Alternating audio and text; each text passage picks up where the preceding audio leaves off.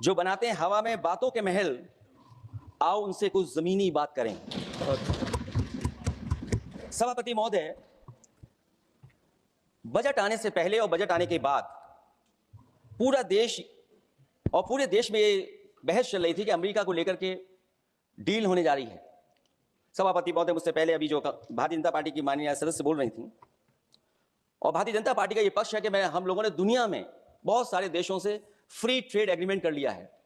सभापति महोदय, मैं भारतीय जनता पार्टी की सरकार से जानना चाहूंगा, अभी कितने देश और बचे हैं जिससे आप फ्री ट्रेड एग्रीमेंट नहीं कर पाएंगे? कुछ ऐसे भी देश बचे होंगे शायद जिनसे आपकी इच्छा होगी कि हम फ्री ट्रेड एग्रीमेंट कर लें।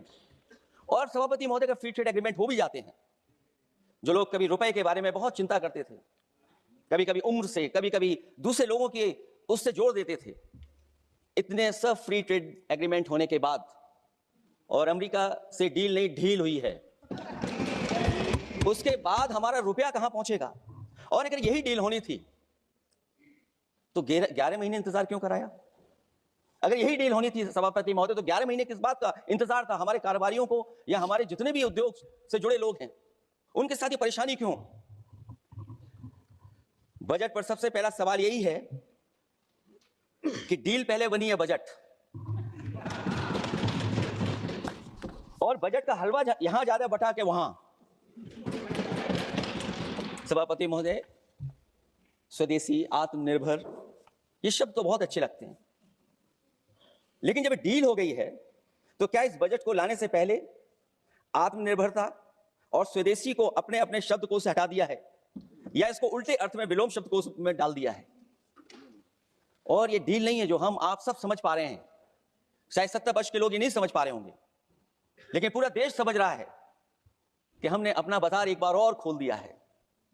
$500 बिलियन का व्यापार एक तरफा, हमारी आत्मनिर्भरता कहां जाएगी?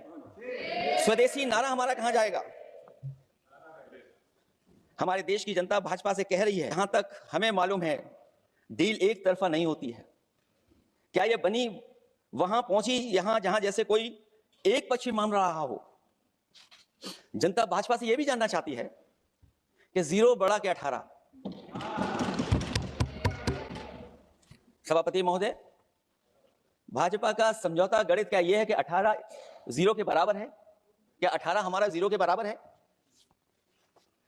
देश के किसानों, दुकानों, उद्योगों को बचाने के लिए खोखले शब्दों के अलावा भाजपा के पास कोई और सुरक्षा कवच या संरक्षण योजना है कि नहीं है?